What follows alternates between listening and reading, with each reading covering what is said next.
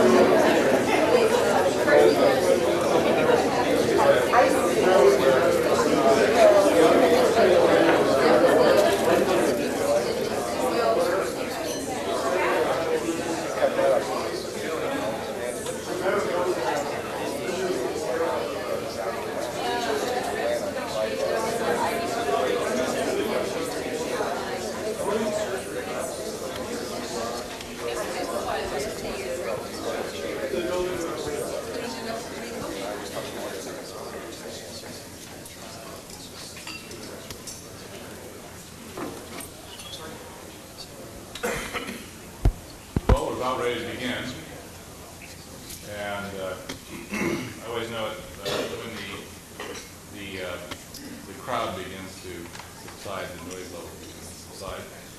My name is Bill Payne, and I'm chairman of chairperson of the Regional Urban Design Committee this year, and this is one of two meetings that we have annually. This one in Los Angeles, and then a sequel in New York at the end of October, beginning of November. The theme of this year is really what we've termed the big city year. We are very pleased you're all here, despite the earthquake. But we understand that in checking with the paper this morning that it was 11 degrees in New York and 4 degrees in Boston and 15 degrees in Washington. So we're in other places it's very cold. A little background on the event. I think it's worth mentioning up front, and then I will introduce some illustrious people who will welcome you all. And then we'll be on to our keynote speaker for the evening. We're embarking on a 2.5-day, in the industry we like to say charrette, but it's I wouldn't want to think it's too difficult, but we realize a lot of stuff into 2.5 days. But it is a result of about 6 months worth of planning, and I would like to recognize the organization committee. And if you have the pamphlet here, the members, Pat Dog, Lori East, Luis Hoya, John Kaliski, Deborah Murphy, Michael Clydewell, Doug Sussman, Don Backerman, and Ann Zimmerman. I think in selecting these people to help organize it, they're all local people here. I consulted a number of them, and we picked people that we felt, and this is relatively speaking, they're young in their careers, although many of them are very accomplished and published. But we feel very strongly that they represent the future of our city, and I think in many ways we can see these people in the years to come. At least 3 of them are panel participants as moderators, and the others are participants in one form or another. I would also like to acknowledge our sponsors for the evening, because as part of the new mission of the AIA, it's important to get sponsors and support for various activities, so we've taken it to heart. And sponsors are also mentioned on the pamphlet: Frank Geary, Johnson, Pan and Pereira, our firm, McGuire Thomas, MCA, the Metropolitan Transportation Authority, Smith and Rizek Urban Development. They're the arm of Coleman Development Corporation from Pittsburgh, here in Los Angeles. Sussman Treja, Warner Brothers, John Martin, Jack Martin and Associates, Structural Engineers, and Continental Graphics. I might say that their support has been very greatly significant in organizing the activities, and in some cases beyond what expectation. At this point, I would like to introduce a couple of people here who are here to welcome you all. The first is Chet Whittam, and Chet is the president-elect of the National AIA, and we feel very privileged to have him here. We're very pleased that he's a local LA person, because in the morass of AIA and how you get politics done has become very important. Chet? Thanks.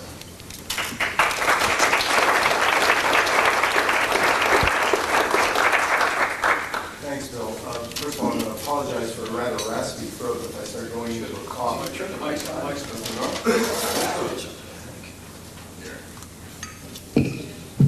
Okay, there you go.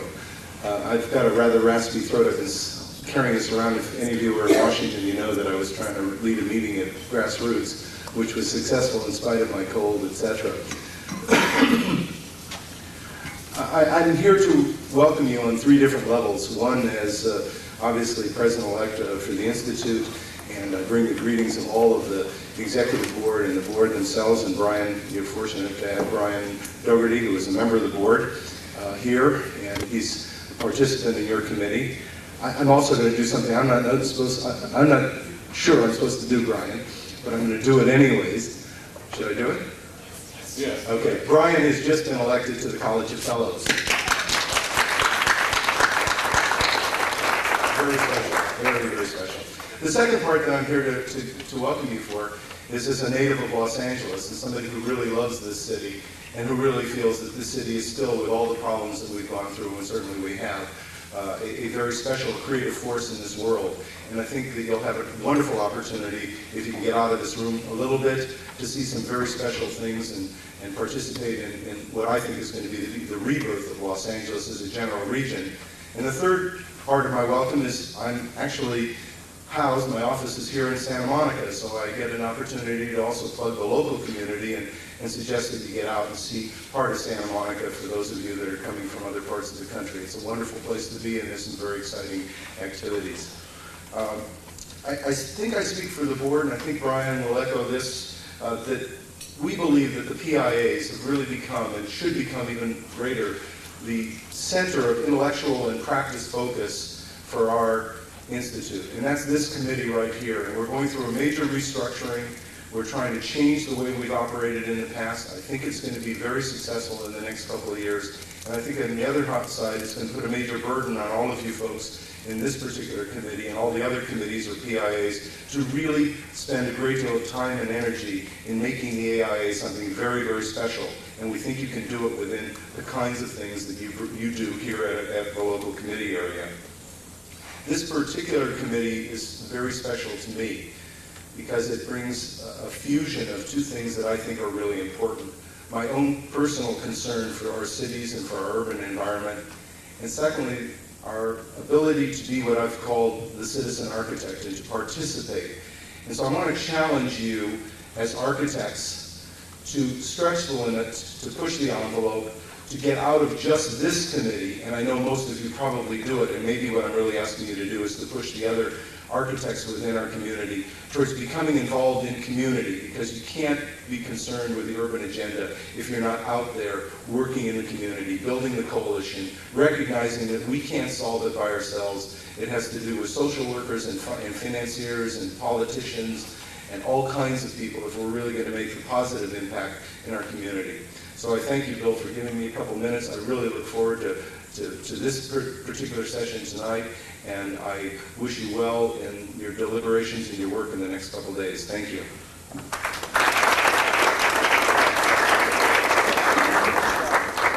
Thank you, Chad. Yeah, I thought you got through that very well.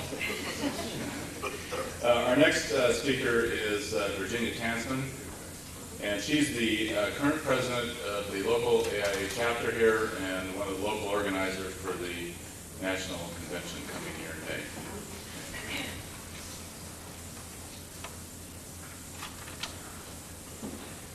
Thank you, Bill. I'll be very brief because I think it's the keynoter that we really want to hear. But I want you to know how warmly AIA Los Angeles wants to welcome you here. I look out and I see a lot of familiar local faces, but I see more non-local faces. And so I particularly want to give you that warm welcome from AIA Los Angeles. I love Los Angeles, and I love the other 79, or is it 82, local municipalities, and growing, local municipalities in our area. And I think that the combined force of what you see and what some of the frictions and some of the cooperations are among and between these groups are part of what is going to inform what happens the next couple of days. You have a really full agenda. I too hope you get out and see more than you think you're going to see as of right now, and I hope you have a wonderful time. I also hope you'll all be back in mid-May for the AIA National Convention, because it's going to be swell, and you begin to see what's happening just even in a few months if you come back. Thanks.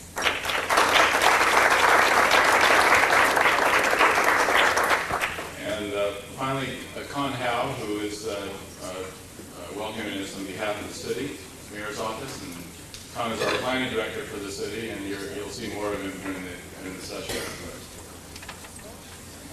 I'll also be brief because I get a chance to speak to you tomorrow. And also, I came to hear Kevin Starr and not to hear myself or anyone else. But I did want to greet you and welcome you to the city, not only the city, but the region of Los Angeles. The first thing that the mayor and the deputy mayor would want me to tell you is not to believe everything you've read in the media about the earthquake. I brought the most recent example. It reads, L.A. quake opens gates of hell. Demons escape from crack in California freeway.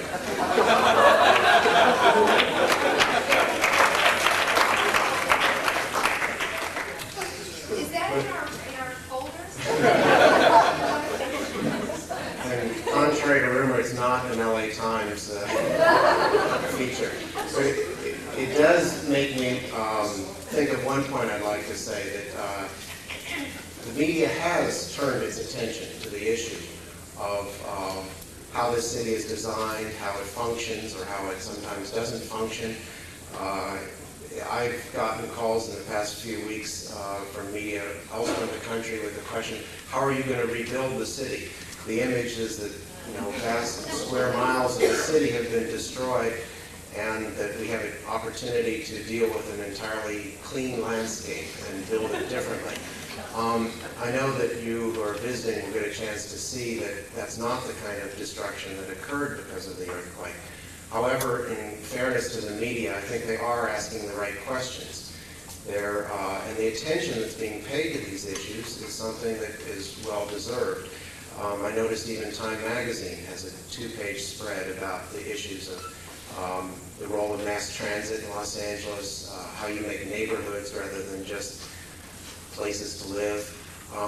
And I guess what it strikes me is that the media, unfortunately, maybe the general public, think of these questions only when there's been some major catastrophe like that. Everyone in this room, in their own work, thinks of those questions in some way every day. I suspect all of you signed up to come to this meeting before there even was an earthquake, which evidences that you thought those were important questions to deal with, whether or not an earthquake has demolished half the city. All I can tell you is that it reminds me of the reaction after the 1992 civil disturbances. It raised within this city, and very likely through much of the country, an examination, an introspection that was both important and timely. I hope that your couple days here, you'll hear what those of us in this region are doing before the earthquake and doing after the earthquake. And also I hope, for especially you who are visitors, you'll give us some reactions, some ideas, and some observations that we can use. So welcome to LA, and please believe we don't have earthquakes every week.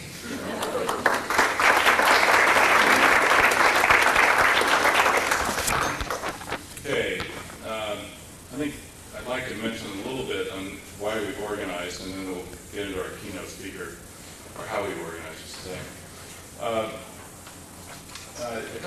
Actually it was 3 years ago, there was a conference in Los Angeles, actually sponsored by the same committee, and the conference was really titled Learning from LA, and it was a broad overview really of the city, and it actually covered actually quite a bit of territory relative to the city. When we began to meet and talk about, as our organizing committee began to talk about how to organize this conference, we realized a lot of things have changed even in 3 years. And one commonly calls them the civil disobedience or disturbances, and we might call them riots or whatever. We've had natural disasters that are really quite profound. That the general plan of the city is being changed. Quite frankly, it's an act that only happens, I'd say 20 years, or every 20 years, or 40 years, or maybe even longer. The Metro Rail has expanded. It's not just the light rail. We have a subway, we have Metrolink.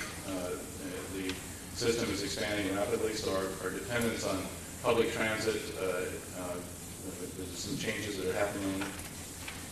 And quite frankly, probably the most profound thing is the fact that our demographics have changed so significantly.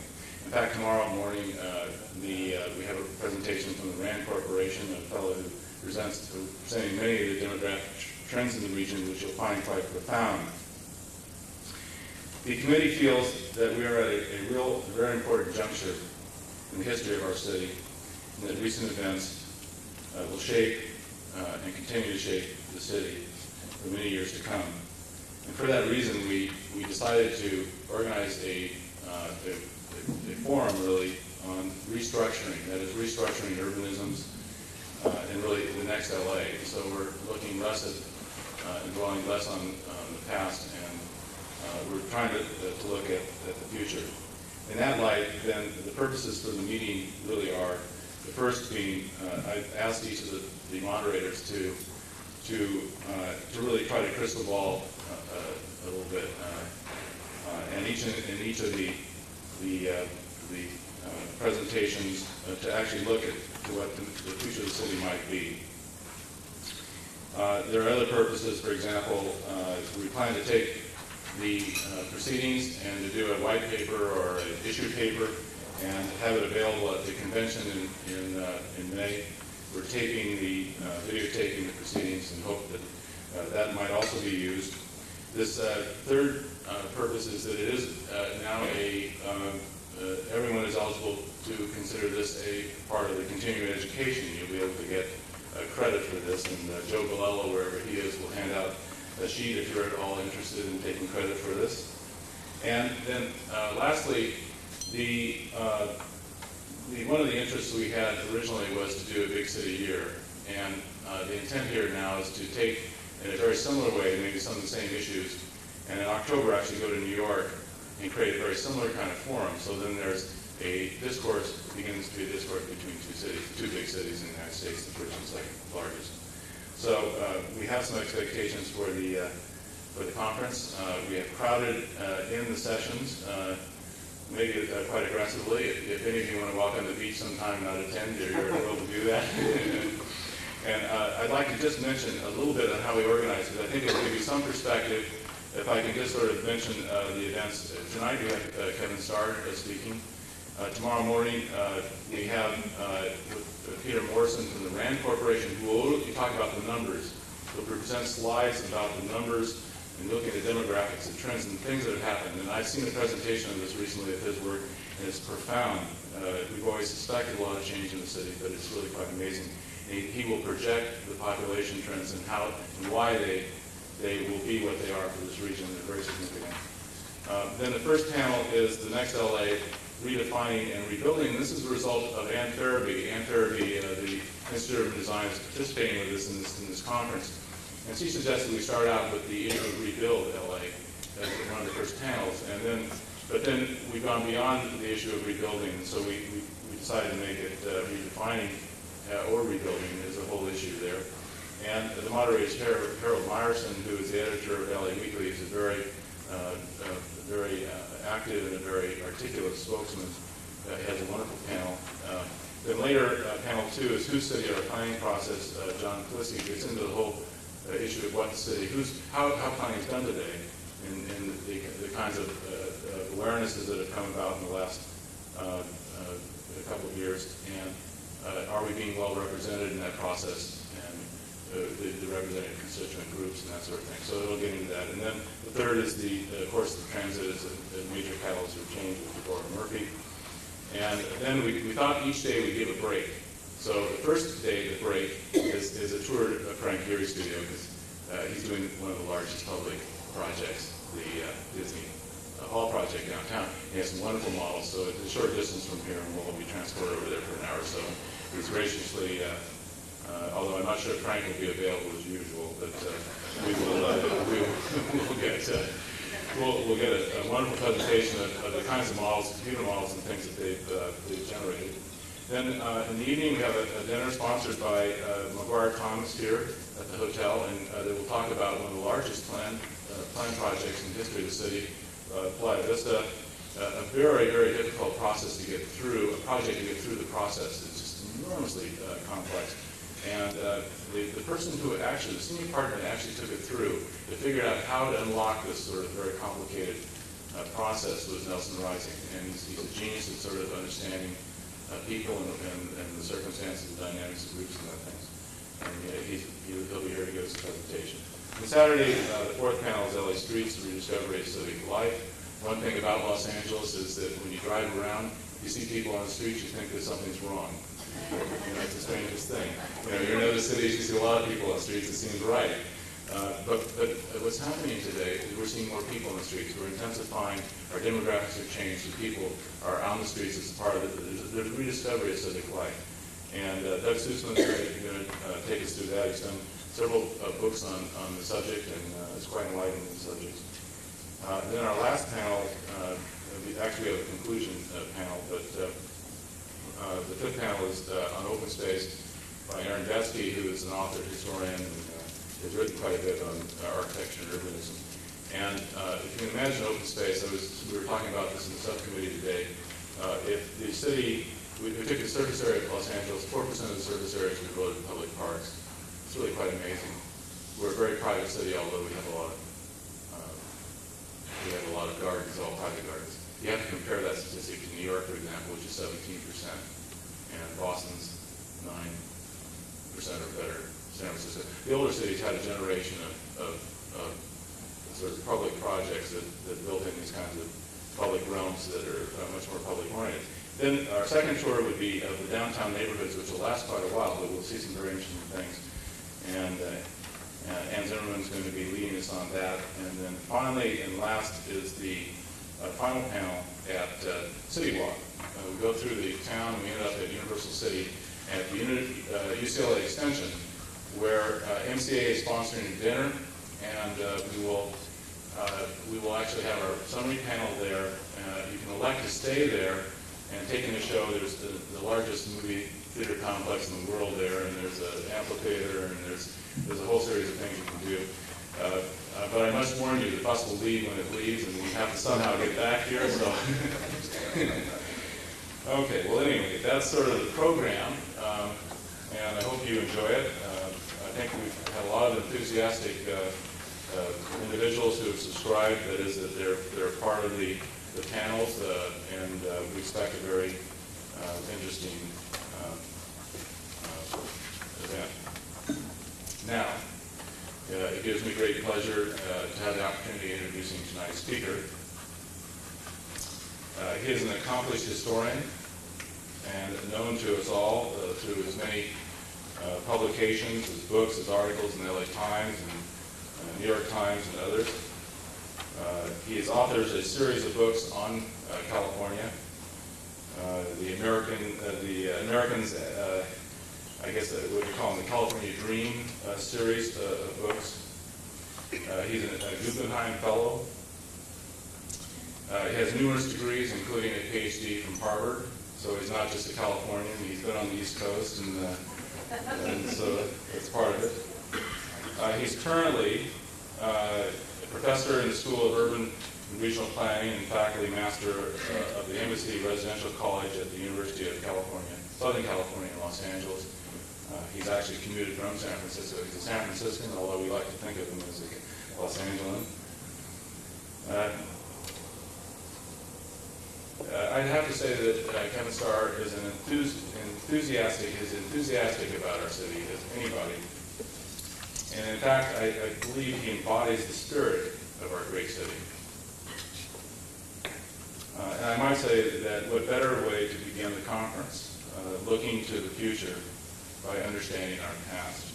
Ladies and gentlemen, please welcome Kevin Starr.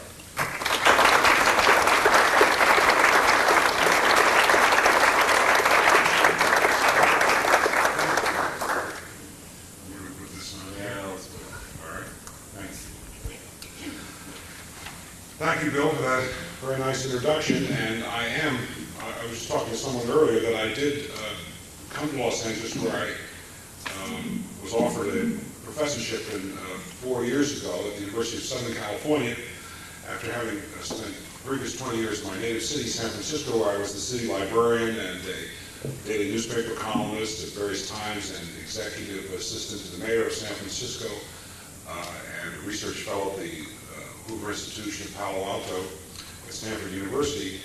And the last 4 years have profoundly changed my life. I have a lot of gratitude to Los Angeles, to its spirit, its energy, its zest, to its sense of being able to reinvent yourself. Possibly it was the notion that I got my job at the age that most men start getting worried about getting laid off. I got this wonderful opportunity to come here and to really reinvent myself along with everybody else. F. Scott Fitzgerald says there are no second acts in American lives, but the wonderful thing about Los Angeles, you can have a second, third, fourth, fifth, sixth, seventh, eighth, ninth act. It really doesn't matter as long as the acts keep vigorous.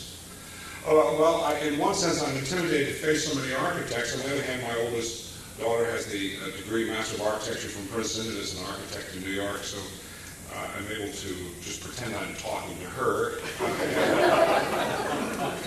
and try that way to, I see a number of you around her age as well, so I'll feel much less intimidated.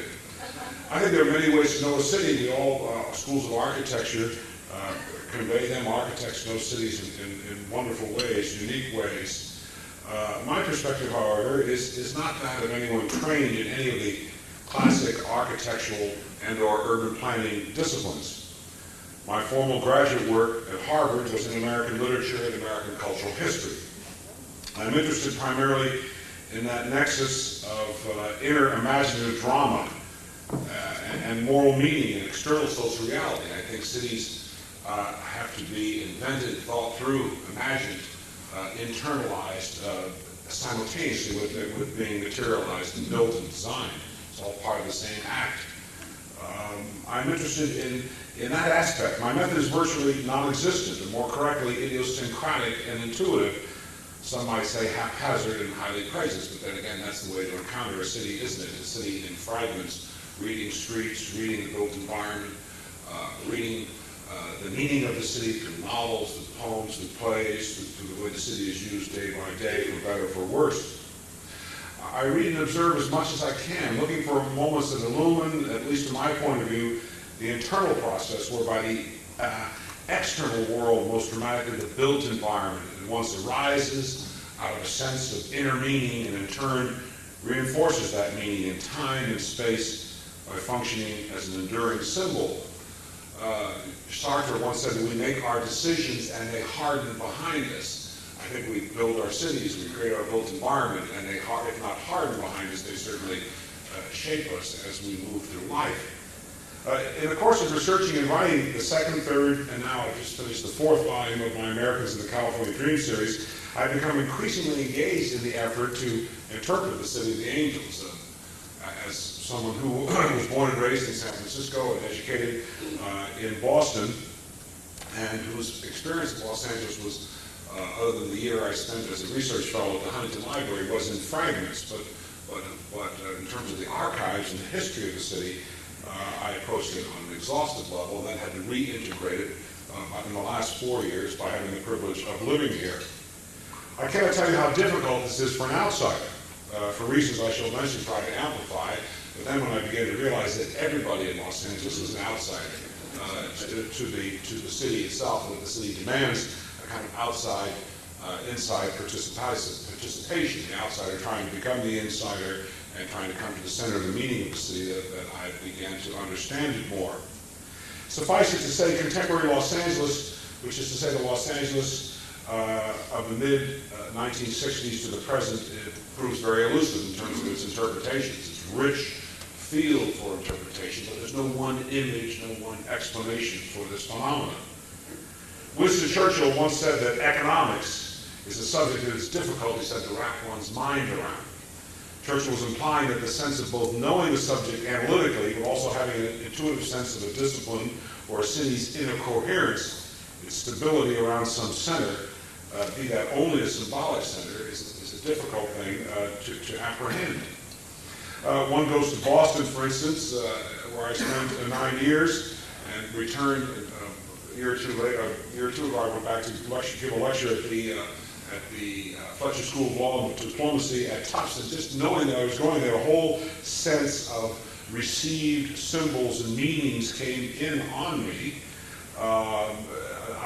because my mind leapt instantly to the central metaphor of Boston in historical terms, which is to say that special combination of religion and bookishness, secularized in the 19th century into liberalism, the academy and the genteel tradition. I think cities have DNA formulas that relate in ways to their founding times.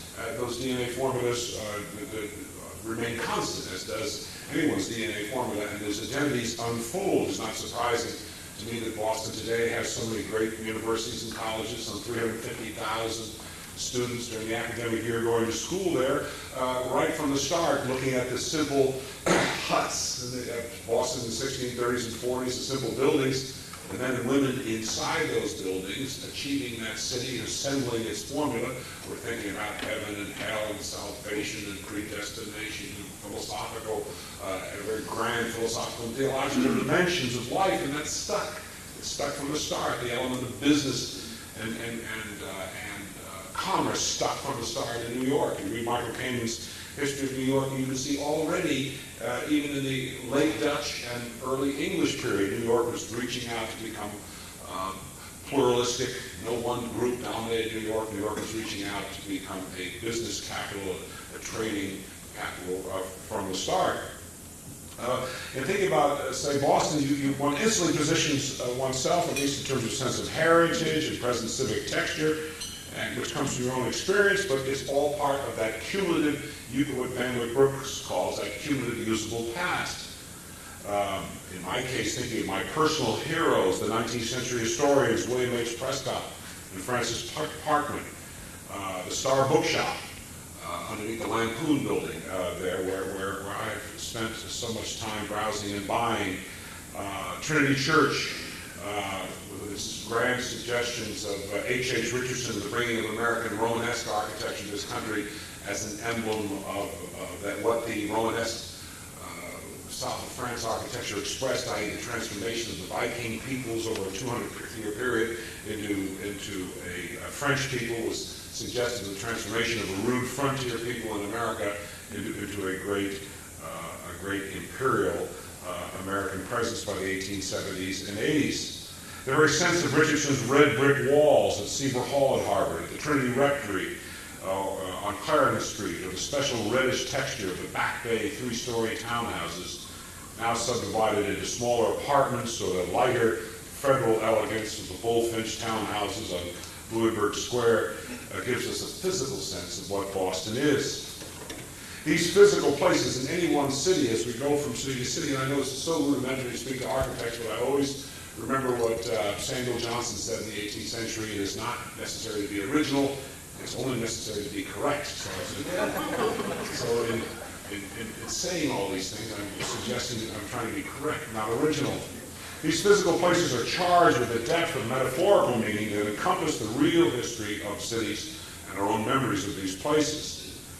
Ask me personally what Boston is, and I will say Boston is Richardsonian, Trinity Church, Durbin Park, Anthony's Pier 4, the Celtics, the Boston Pops playing alongside the Charles River on a Saturday evening, Filene's basement. The shoes I bought there in 1964 have been resold innumerable times, but they're still with me.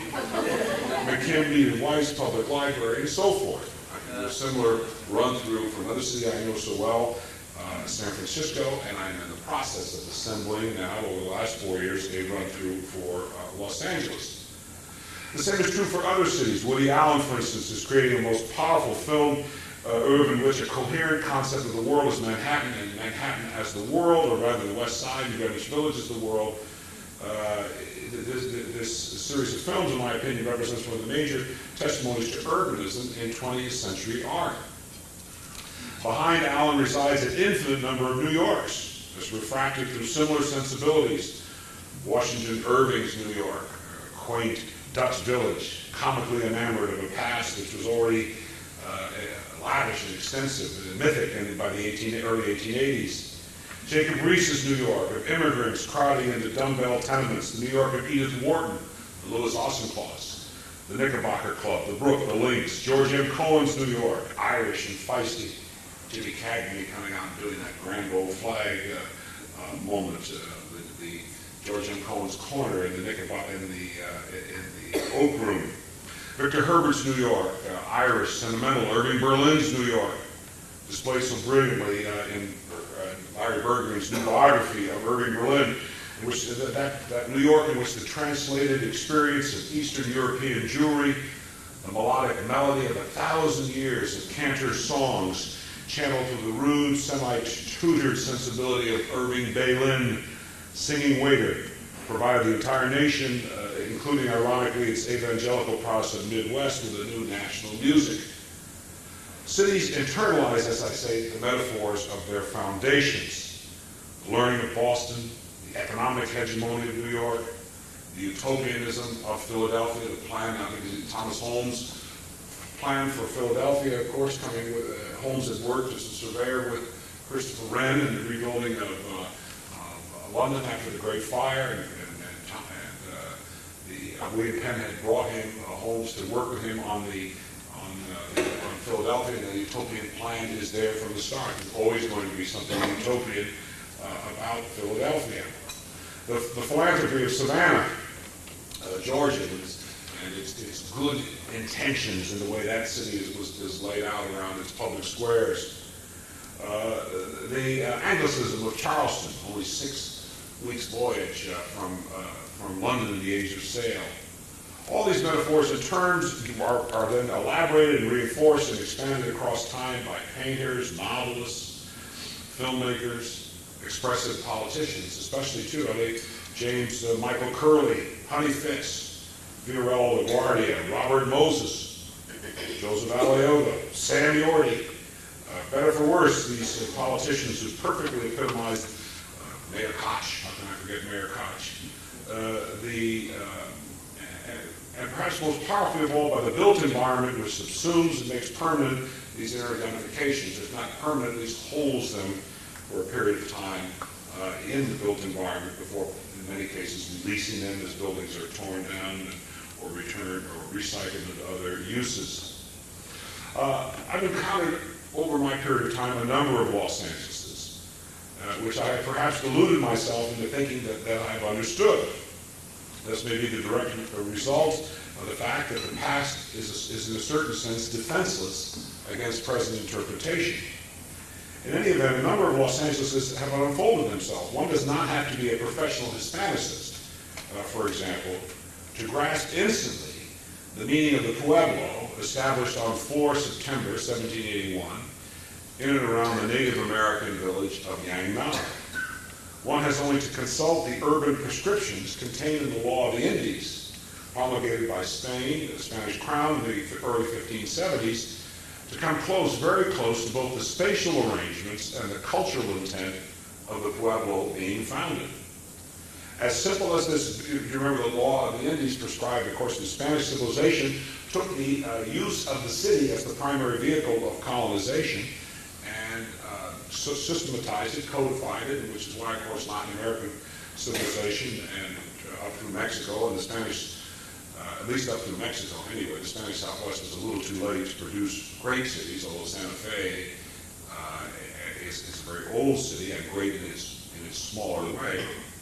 But that these cities were prescribed in relationship between the church, the public square, all the spatial arrangements could be articulated because the inner vision of what these cities, as humble as they were in external circumstances in their founding, was charged with a grandeur. As simple as this built environment was, a few adobe structures around a plaza, this early Los Angeles embodied a theory and practice of colonization going back to the municipal camps, the Oppida, the Castra of the Roman legions. In terms of the Counter-Reformation, as practiced in the Spain of Philip II, this simple Spanish pueblo embodied nothing less than an entire inner world, a theological theory involving a fully apprehended concept of history, culture, and religion. These simple buildings, and we do have incidentally the plan of Los Angeles, we have the first plan of the simple buildings laid out by the river on the public square. I don't know if in your trip you're going to be seeing the Founders Pueblo, but it's certainly worth a view.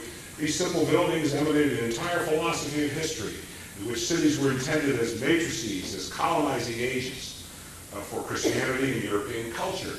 That has since become a very controversial notion. Nevertheless, it was that historically. We can't change history even when it discomforts us.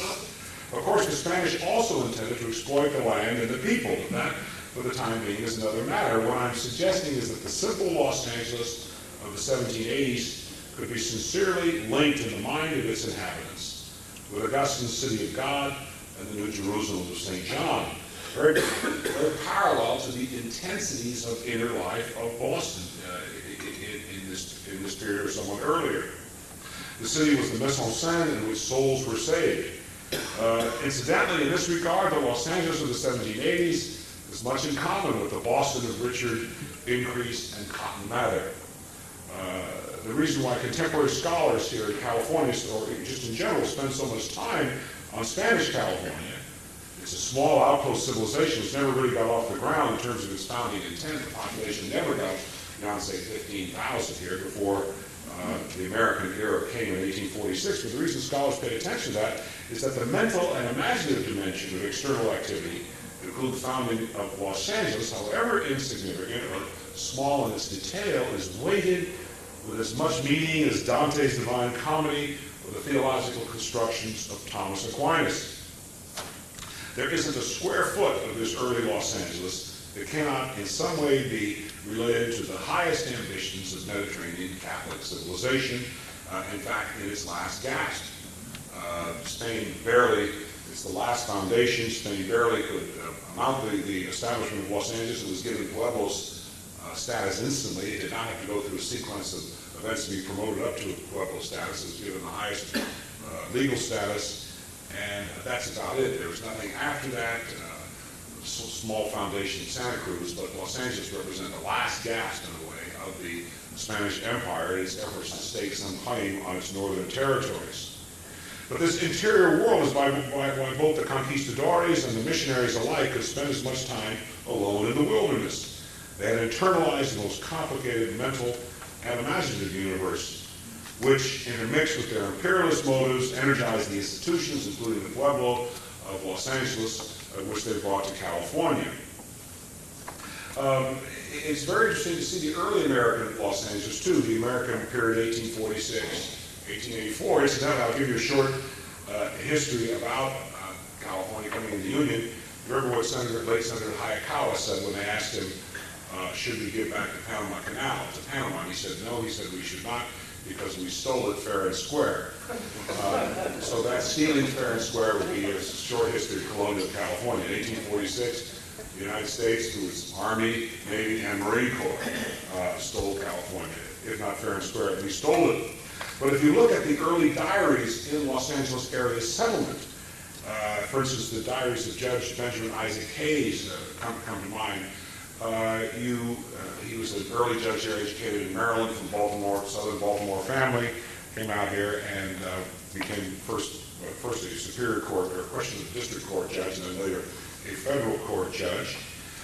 If you look at his diary and these other diaries, you see a whole attitude in Los Angeles towards the environment, towards a spatial relationship that I find very fascinating. A minimal focus on civic forms and a maximum focus on land and landscape. Well, one might say that's because the forms weren't there.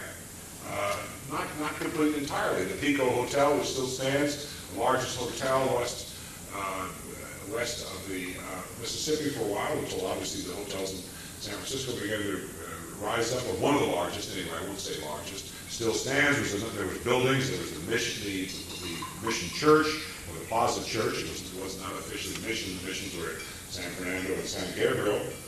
But right from the start, you look at San Francisco's discourse, and people are referring to little shacks put up 5 weeks ago as if these are great civic monuments or fixed points of reference in a mental city.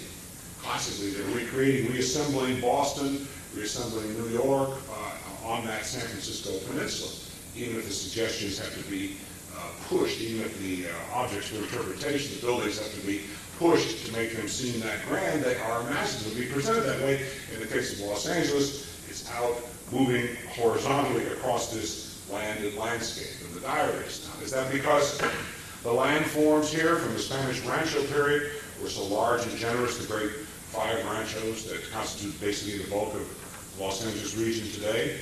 One could make that point, but then again, Northern California had rancho forms as well. Was that because San Francisco was a peninsula circumscribed by water with great mountains, a much more intimate kind of landscape? That's possibly an explanation.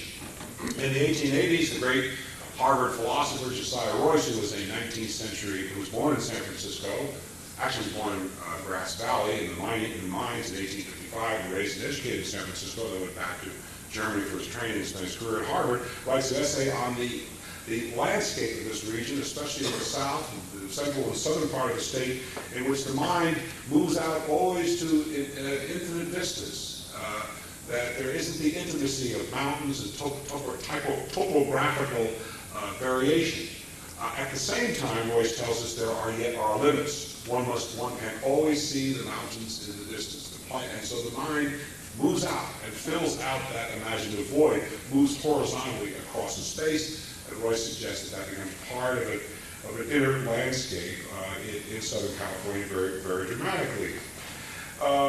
Certainly those urban forms do come. The Pico House I mentioned, the Baker Block, and this is all by the 1860s, mid-1870s. St. Viviana's Cathedral, which still stands. The Merced Woods Opera House, which is obviously long since gone, but which was a great, powerful, given the time, it was an obvious gesture in terms of urbanism. Buildings paralleling San Francisco's first Unitarian church, with completed in 1864 or so. It's sat about 1,100 people, or somewhat later, Wade's Opera House at 4th and Mission, which astonishingly sat 4,000 people and was in use to the April 1906 earthquake. You can make other references then to this early American people too, from books, from trying to fathom what the inner DNA formula is as it emerges. They build an urban landscape by the 1870s, which is more than respectable, it's rather impressive, given the remoteness of this city, small population, under 30,000, and yet they are never referring to it as a fixed place. To me, Los Angeles becomes a horizontal state of mind. Of course, historians of cities like Eric Monkton at UCLA tell us that American cities are always vital at their periphery, always tending to move out on those sides. And of course, Los Angeles in that case is just an intensification of that tendency.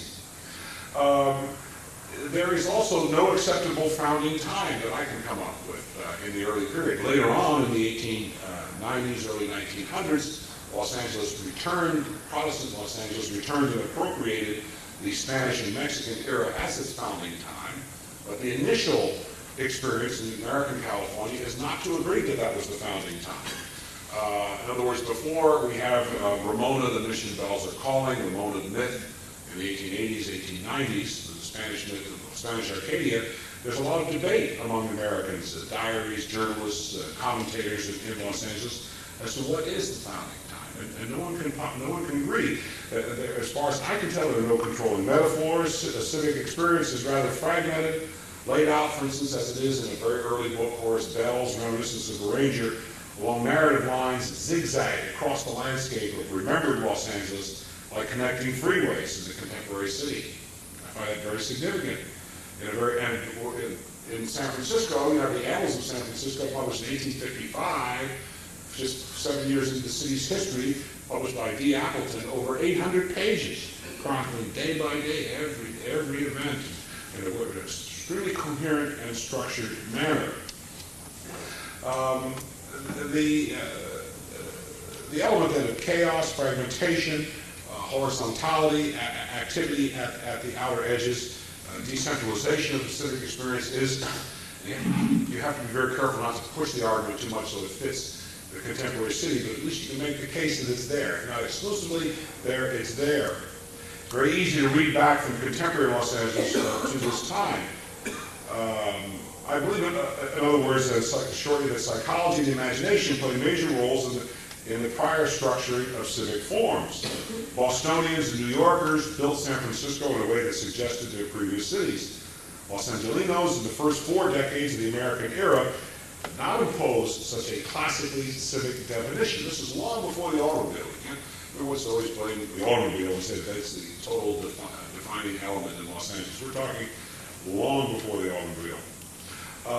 They did not impose a classically civic definition on the city that they were simultaneously constructing, albeit on a different scale.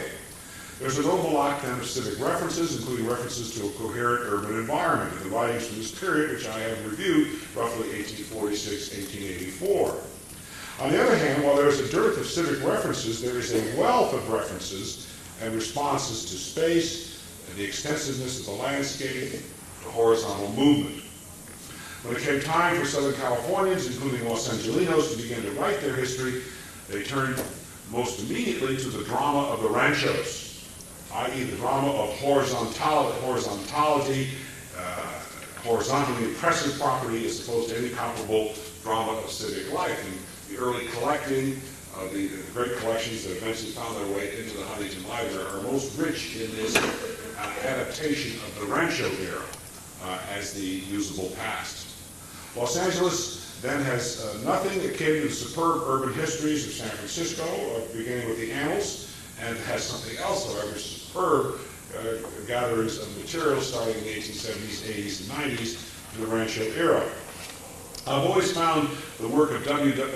Robinson, his book Ranchos Become Cities, to be extremely illustrative of the process I am describing. In one sense, ranchos do become cities, but another and deeper sense, I believe the cities remain ranchos in some way, including Los Angeles. The rancho as land use pattern, but more importantly as a psychological relationship to space, has from the start much more power in Southern California and in Los Angeles than any comparable civic forms. The drama of Southern California and Los Angeles is the drama of real estate, rolling on endlessly across tracks laid out in the Spanish and Mexican eras. Incidentally, it took me time before I understood this. I just woke up one day after about 10 years of study, and I said, real estate. I have found the Ariadne's thread to lead me through the labyrinth. Now, obviously, other identities came on. Once this first generation reaches maturity in the 1890s, it becomes a very big effort to reconceive Los Angeles as a Mediterranean capital. Remember, California came into the Union at the same time that American imagination, literary and artistic imagination, was making a profound connection with the Mediterranean world.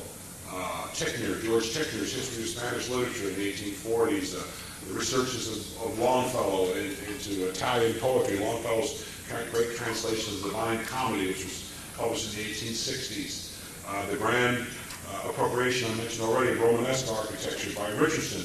And at the same time that appropriation was being made, the same members of the same class of explorers and entrepreneurs, in many cases the same people, are also encountering suggestions of Spain and Mexico in California.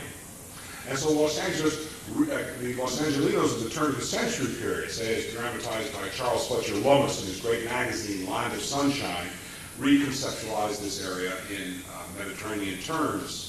Charles Dudley Warner, Mark Twain's partner at the Hartford Courant, comes here in the late 1880s, early 1890s, and writes a book, Our Italy. Grace Ellery Channing in Land of Sunshine writes what I think is one of the earliest calls for the civic patterning, the urban design of Los Angeles, an essay entitled What Rome Can Teach Us, in which she very dramatically, over a series of articles, this is about 1891 or a little later, maybe about 1897, she very dramatically moves through Rome, looking at its patterns, its squares, its fountains, its plazas, and even its Spanish steps, and suggests the development of Los Angeles along these Roman lines. Incidentally, she comes very close to Lawrence Halpern's Spanish Steps on Bunker Hill, and in some of her other suggestions, I think it approximates the late Douglas Stitzel's development on Rodeo Drive. Now, these are just more than booster metaphors. These are ways of re-envisioning the city and calling for an architecture and a land use pattern, but on a deeper level, a civic identity that reflected values of climate, sunshine, outdoor life, but also a deep imaginative hunger to graft on this emerging city now moving up in the 1880s with the connection with the railroad reaches from San Francisco in 1876. Los Angeles achieves a direct railroad connection in 1884, 85 to the Atchison, Topeka, and Santa Fe. The boom of the 1880s begins to move this population towards 50,000 into the 90s, so beginning to get positioned. So there's a need for a developmental metaphor. And Bill Fang talked about the lack of open space, 4%. Certainly in the thinking about Los Angeles in this period was going to be an open, sunny city. In fact, one of the writers says that Los Angeles would, because of its Italian-like climate, produce a great race of American opera singers.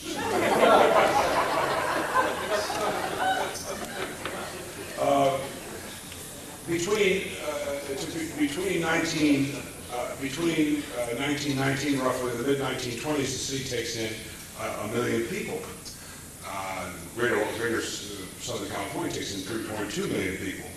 Where do they come from? They come from the Midwest, and Los Angeles holds on itself the Chicago metaphor. It sees itself very direct way as Chicago. I'm talking about in terms of booster attitudes, but also in terms of urban design, industrial planning. For instance, a group from the San Francisco Chamber of Commerce was brought down here by the Los Angeles Chamber of Commerce to advise, and they advised on various various economic possibilities. At the same time, the Los Angeles Chamber of Commerce invited the Chicago Chamber of Commerce to come out here. And the Chicago Chamber of Commerce advised on stockyards and a whole different attitude towards the economic development of the city, and Los Angeles chose the Chicago option to make itself, as one article calls, the Chicago of the Pacific. Well, that Chicago metaphor is a powerful one for Los Angeles because I like to refract it in a representative figure, L. Frank Baum, the Oz books, the author of the Oz books. Baum had come of age imaginatively in Chicago. His first career was dressing windows. He was one of the pioneers of dressing department store windows in Chicago, which pioneered these retail windows that could be seen. Baum wrote the first Oz book, not in Los Angeles, but the people end up, Dorothy and everybody ends. Oz has great resemblance to Los Angeles, the city, Emerald City on the Plain. All the other Oz books are written here. Baum settles in Hollywood, and there is then the gloss. It's not too far-fetched of this Chicago metaphor with its Sandbergian lusty city with the big shoulders and stacker, I forget the poem how it goes, player with railroads and stacker of wheat. But that also the other Chicago as Oz, Los Angeles as Oz. Magical, mystical, emerald, transformed and transforming the magic city on the plain. This period is simultaneous with Los Angeles' powerful invention of itself. An inland city having no port invents a port in 1899, 1900 by blasting out Dead Man's Island and excavating channels and annexing the port. A little strip, you see the map of Los Angeles, the little strip that goes down to connect the seafront, like Peter the Great, starting with St. Petersburg in the 18th century. And by the 1920s, it's the fourth biggest port in the United States. A city with absolutely minimal water supply, the Los Angeles River. Remember Mark Twain said that he fell into the Los Angeles River once and got dusty. A city with absolutely no water, to speak of, reaches out to the Owens Valley, and the former mayor and former city engineer Fred Eaton, and the great engineer William Mulholland, and brings itself in and redefines itself in terms of water and in terms of deep water port. No sooner was that done, and the most powerful reinvention, I think, occurs in that group of Southern Californians, the Los Angeles driven and dominated, who provoked the Hoover/Boulder Dam project. The Boulder Dam had been surveyed earlier, but it was the Southern California, Los Angeles oligarchy that started the pressure and the organization for that project, and it was, of course, under the darling of California progressives, Herbert Hoover, that the project was brought to conclusion. By annexing the San Fernando Valley, which tripled the space of the city, a purely agricultural region, into its city limits in 1914, Los Angeles was creating itself as a new kind of city, a metropolitan city-state, complete with its agricultural hinterlands. The Synochismus of the ancient Greek city, or the scheme advanced by Professor Monken, as I suggested before, metropolitan regions organizing cities, organizing towns, organizing villages, organizing agricultural hinterlands, now becomes one entity. Los Angeles in the 1920s, and it got a lot of enemies. Read some of the accounts of Los Angeles this period, and you would, like Mayo's book on Los Angeles, blaming it for the destruction of the Owens Valley. You can see tremendous, almost Civil War-like conditions. But Los Angeles, virtually containing in one fictive or imagined urban designation all components of city, town, suburb, and farmland, and individual farmstead, all brought. Now, New York does this as well. Philadelphia does something like it, but expands itself in an earlier period. But Los Angeles is a city-state. More of us, the comparison I like to make is a Swiss canton. This is the Swiss canton acts out of a sense of its oligarchy, acting both for a combination of public and private self-interest. So too does the Los Angeles oligarchy of this period then reach out and incorporate towns, villages, agricultural hinterlands, etc., all of them linked magnificently by the interurban electric cars, which speed Los Angelinos around this area past the wonderful empty landscapes awaiting further development. Los Angeles in this period subdivides itself formally to a point where it takes 40 years to fill out those subdivisions. Not until the 1960s where was that envisioning of the city from this period filled out. Well, we're used to that in history, aren't we? Jasper O'Farrell's first city plan for San Francisco in 1847 imposed a grid, a city on the map, the grid that goes to Market, that changes south of Market, which is today determines the urban shape of San Francisco. Los Angeles virtually then, in a sense, fills out this horizontal void with the city of the 1920s, which is only partially imagined.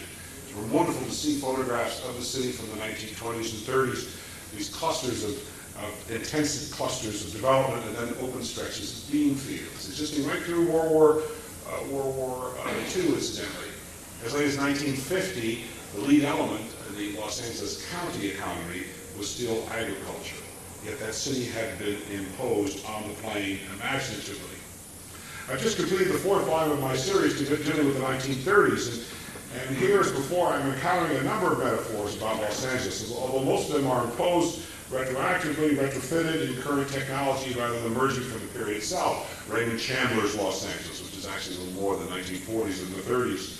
Or I love Emigre Los Angeles because it's such a foretaste of things to come today in which cultural levels in Los Angeles, people can occupy the same space and have almost disconnected states of cultural and linguistic consciousness, but at the same time occupy the same space, share the same public works infrastructure, and I'll come back to that earlier. I think the Hoover Dam, Joan Didion suggests this in one of her essays, the enduring metaphor of Los Angeles, those dynamos whirling away, 12 dynamos, etc., which Joan Didion says even if there were no one there to receive the electricity, they would still be spinning.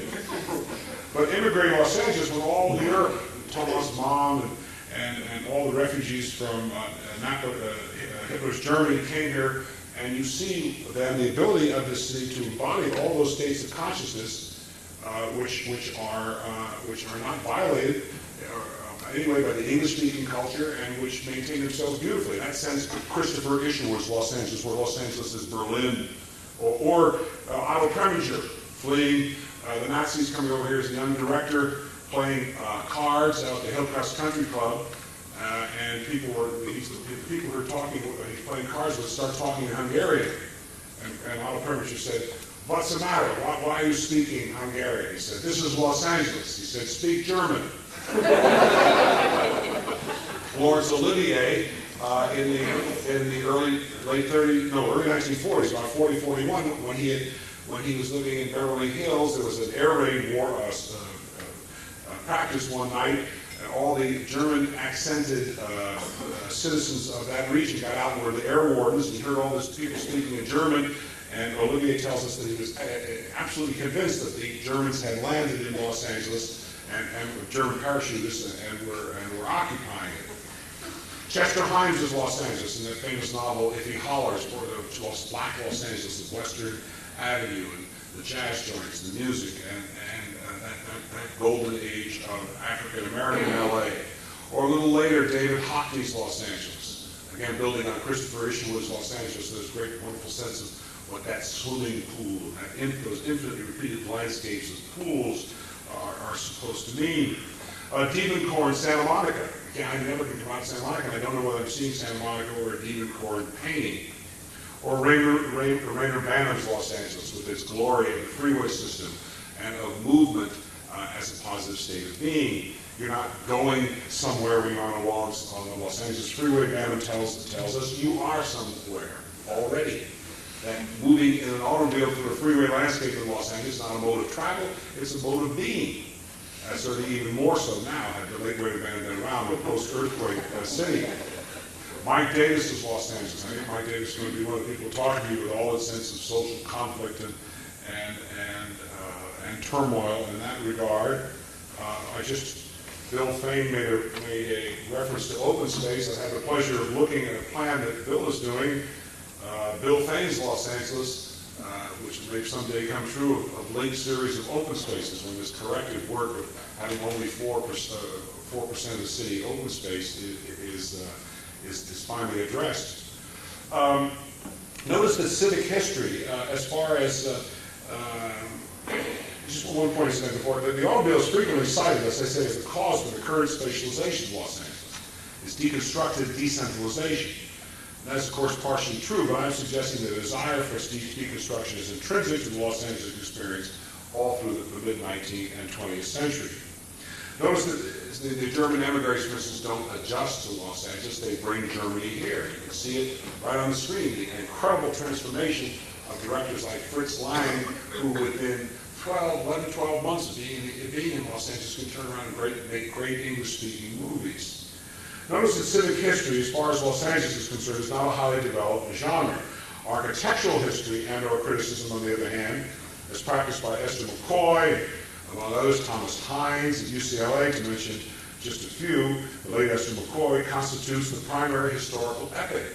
And architectural history, in a way, is the history of Los Angeles. Certainly is. The writing of the history is the strongest genre here. It's attracted the best minds and the most creative talents. And the city, the history of the city is told in the decoding of its buildings. Even now, Thomas Hines at UCLA is writing the history of Los Angeles in terms of the history of its built environment, which will be published by Oxford University Press. I have the privilege of being a reader on one of those, of that book in partially manuscript, and you're in for a real treat. Today, Los Angeles baffles, indeed infuriates its critics, foreign and domestic, because of this deconstructed identity. It's polycultural, but it resegregates. Absolutely the most segregated city in the United States. I think one could make that point. Simultaneously, you have to make the point that it's the largest Mexican city outside of Mexico City, the largest Korean city outside of Seoul. The name, the capital of Armenia escapes me now, but I'm sure Los Angeles is the largest Armenian city outside that city. You could make a list of that. It's a city that combines first world glitz and glamour with third world grit, arrayed alongside of each other. 10 or more, but who's counting downtowns and centers? A juxtaposition of plutocracy and poverty, the absolute worship of money and celebrity on one side. On the other hand, a deep social commitment, a sense of struggle on the part of the oppressed, which is very much part of the city. The city is not cynical regarding its social problems. A city that simultaneously has a certain element of evangelical rectitude with its Midwest origins, and yet a constant crime wave, which the statistics show the city is getting less and less and less dangerous. To say that to anybody here, and of course you feel they need the crime wave as part of the metaphor of what it is to be in Los Angeles. We face this all the time at USC. Our campus is actually statistically one of the safest big city campuses in the United States, but no one will believe that. I will not bore you any further with these contrasts. Anyone who lives here experiences them day by day, and besides, they are the staple, the cliche of outside commentary. Los Angeles is the plenum mundi, the fullness of the world, which cities have always been. But in Los Angeles, each item of the plenum is arrayed in its own special space, side by side with its contrasting counterpart, like specimens on the shelf of an underfunded museum. We use cities to gloss the American experience, don't we? And certain cities have primacy from decade to decade. In the 1890s, when William Dean Howells, the great novelist, I think he's great. Anyway, Howells, of course, I like realist novels, capital R. William Dean Howells wanted to write Hazard of New Fortunes to show the shift from Boston to New York and culture. And that America in the mid-19th century the prison of Boston would be, through which the national literature and imagination was most intense, it was now going to be New York. And certainly by the 1920s, America was perceiving itself through Chicago, the prism of Chicago, in both literature and architecture much earlier, but certainly in literature. New York then comes back in the 1930s under LaGuardia, the prism through which the nation envisions itself and urban experience with itself as well. New York comes back again in the 1960s, say with the founding of New York, not the New Yorker, but New York Magazine by Clay Felker, with a sense of John Lindsay's New York, that sense of the excitement of the urban future before us. Miami in the 1980s is the prism through which we absorb the new information about the Hispanic the Hispanic element, now some 50 million strong, who are part and parcel of the United States of America. Miami announcing that the United States was a Caribbean or Latin American nation as well as something else. I think in the 1990s it's going to be Los Angeles, through which America, not exclusively, but in large part looks to its urban future, or works out the prism through which it looks. I think possibly within 10 years it will be Seattle as we look to the Asia Pacific and Pacific Basin. Certainly the Seattle people are preparing for that kind of destiny for themselves. But for better or for worse, as we take it now, Los Angeles is the contemporary gloss on American experience. It doesn't mean that New York is not no. It just means that Los Angeles just has a little, has come forward when you want to say what's wrong with America, the editors. In fact, the editors almost query the press, their writers out here sometimes to the point of saying, write us a story how America is going to hell in a handbasket and use Los Angeles as a case study. Los Angeles has deconstructed the constituent elements of American civilization, has laid them out in terms of money, power, race, law and order, housing, jobs, traffic, environmentalism, all in your face there, and laid them open for all to see. No coherent civic center, although we're trying, no unified built environment, although it is emerging, exists to subsume these forces the way that Manhattan, or at least the way that Manhattan is perceived at cocktail time from Brooklyn Heights or the Rainbow Room atop Rockefeller Center, can subsume its agonies and contradictions. Virtually every single block in this region in Los Angeles contains its own naked drama. I mean, literally the old saying, there are thousands of tales naked in the naked city, whether Blitz on the west side or Grit in the environs of other parts of the city. To try and wrap one's mind around Los Angeles is to try and wrap one's mind, I think, around America itself. Writing in the New Republic 63 years ago, in July 1927, it's actually 64 years ago, or 6 years ago, Bruce Bliven, who was a native of San Francisco, then came down and became a journalist and went back to New York, and his son, Bruce Bliven Jr., is a great journalist too, and his daughter-in-law, Naomi Bliven, I think is one of my favorite writers of the New Yorker. But Bruce Bliven called Los Angeles in the late 1920s a social laboratory in excelsis. It offers a melting pot, he says, in which the civilization of the future may be seen bubbling up darkly in a foreshadowing brew. Now, what would that foreshadowing brew be? Utopia or dystopia, the Blade Runner scenario, or something else? How will we handle this experiment, this world city, this ecumenopolis in Arnold Toynbee's terms? How will we Americans live in an totally ecumenical society? Or in things in urban design like City Walk.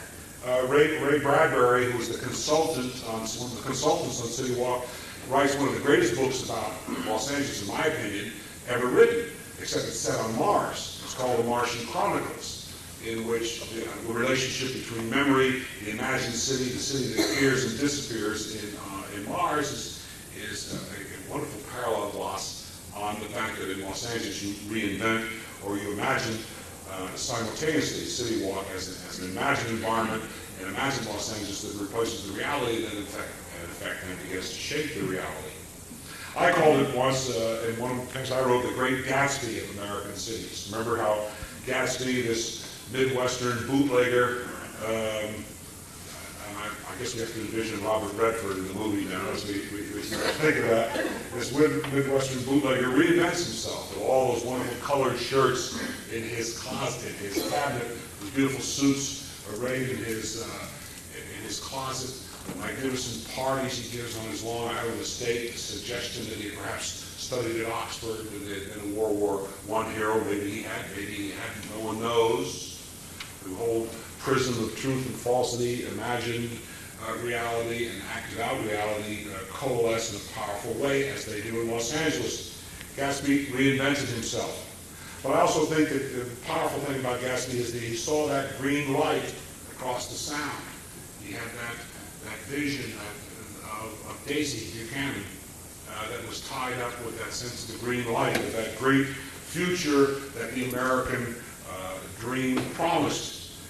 Promised, says Fitzgerald at the conclusion of The Great Gatsby, promised for the last time it collapses all history. It goes back to Henry Hudson coming up the Hudson River, it would soon be called the Hudson River, eventually called the Hudson River, and that the world that Gatsby's looking at now, seeing the lights of New York, the lights of Long Island, was once a fresh and green breast of the New World, Fitzgerald tells us, commensurate, perhaps for the last time, for mankind's capacity for wonder. Well, I think that it's not to be sentimental, but it's to come to something very close about the Los Angeles experience that this great Gatsby metaphor holds true, for all its contradictions, for all its ambiguities, for its occasional lack of, in Puritan terms, respectability. Los Angeles still looks across the Sound, still sees that green world, still dreams of that orgiastic future. Thank you very much.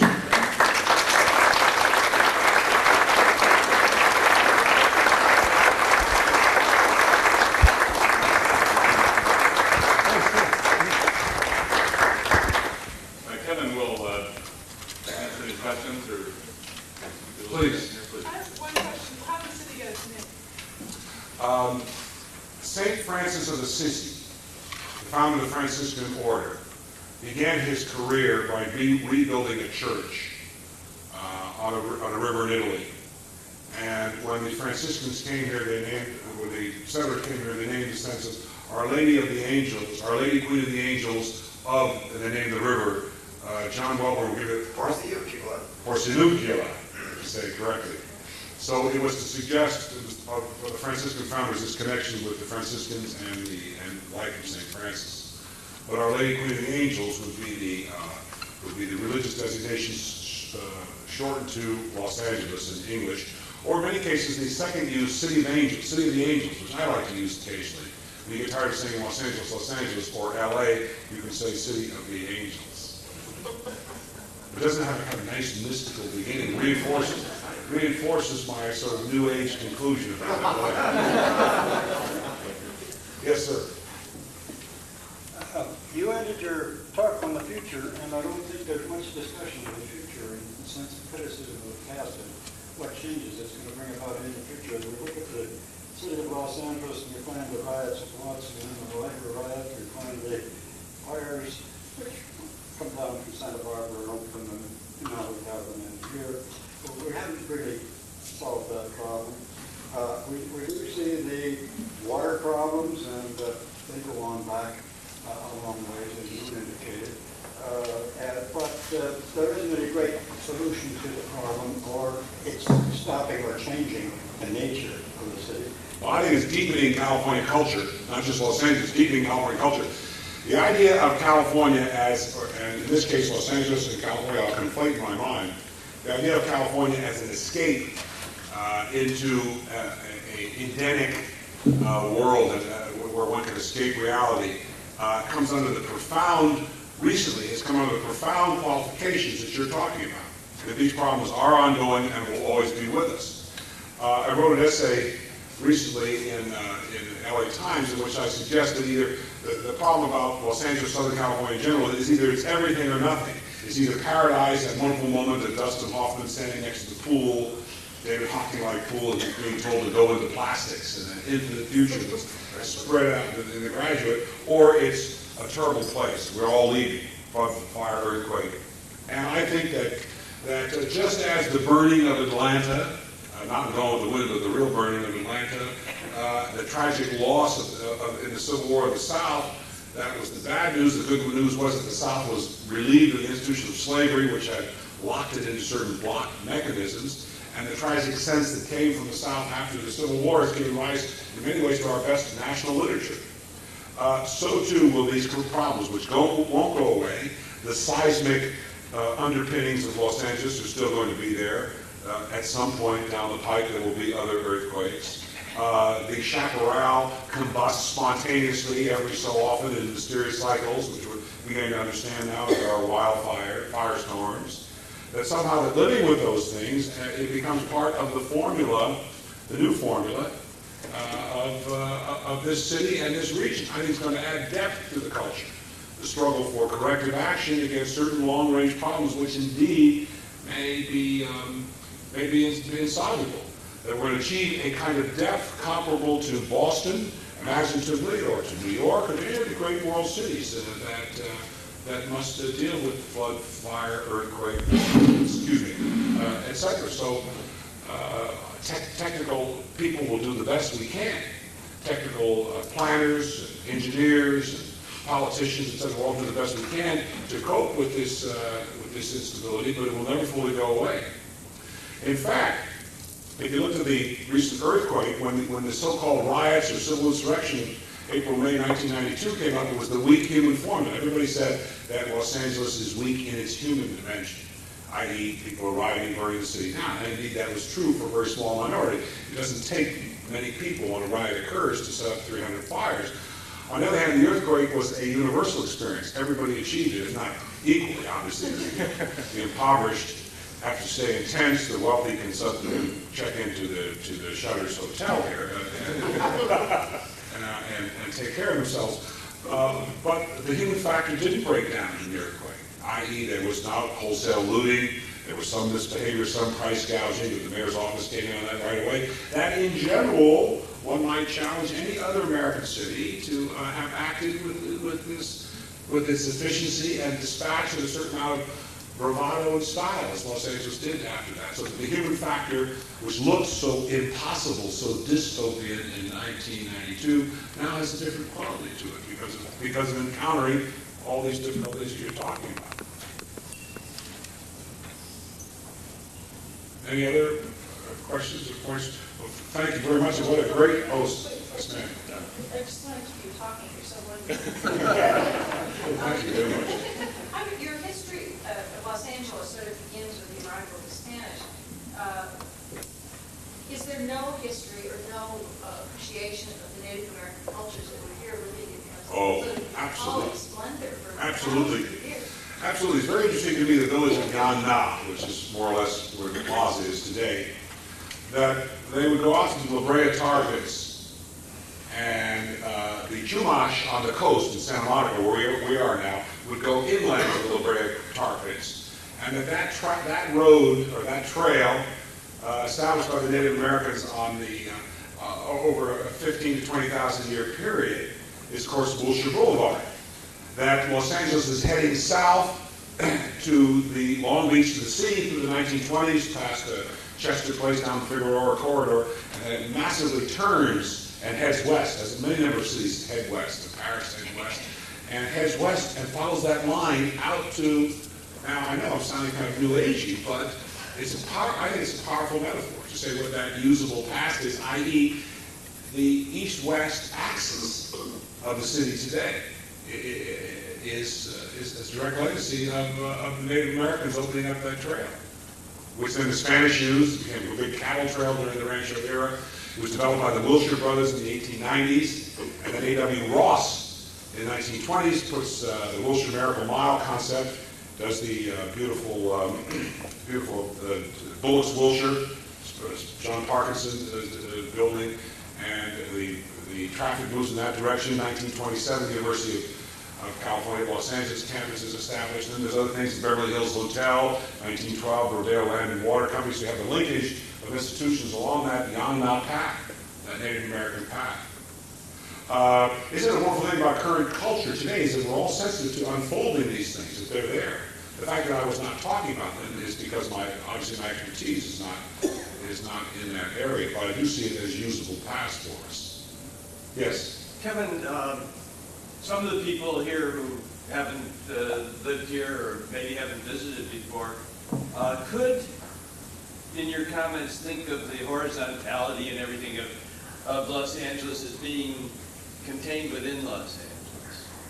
And even with the railroads, there was this huge scattering of towns and cities over at least a 6-county area, the Skag area, that we're going to hear a good deal about. I mean metropolitan Los Angeles. Yeah, I think if you could just say something, that horizontality goes down into Mexico and up into the Central Valley and perhaps over into Arizona. And if you could say something, I'd love to hear what you have to say about If I had the time, I would have to put on Johnny Carson's, the great Karnak hat. And I would look at Tokyo. I would look at Tokyo in the way that the conglomerations of those feudal castles and regions, and I would look at Sydney, Australia, and the way it developed, and I would look at Los Angeles and try and think if there isn't some kind of Pacific Rim thing or parallels that we can read, or even Auckland in New Zealand has a similar pattern. But certainly, yes, when I say Los Angeles, I mean metropolitan Los Angeles, because that's where everything is. Everything comes in and out of Los Angeles through, basically San Diego doesn't even know it's there. That's about the 1930s. I really mean that. I don't mean that in a derogatory way. But I mean to say that Los Angeles is the prison. When I say Los Angeles, I mean Los Angeles / Southern California. The terms are interchangeable. So I would accept what you say, yes. Well, don't forget, I'm a native San Franciscan. I gave you my personal confessional autobiography. I was brought here at the age of 49 to start a new life in terms of, I have always lived in Los Angeles historically, imaginatively, so now I'm trying to put the two things together and create my own city and my own special place. And thanks to my exploration of the city as a contemporary place, I have the guidance of Bill Fain and John Wellborn, who've done a good job in trying to angelicize me. Thank you very much again.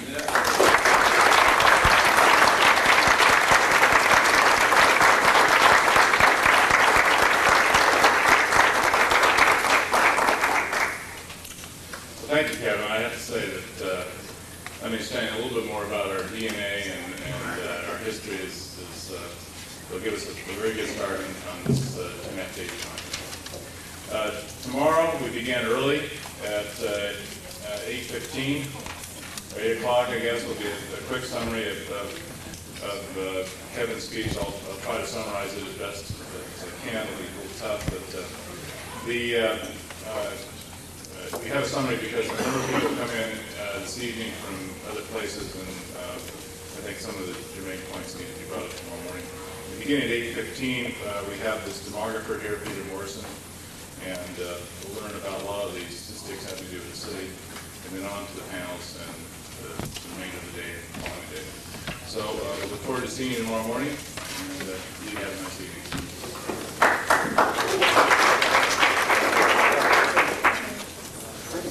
You get together.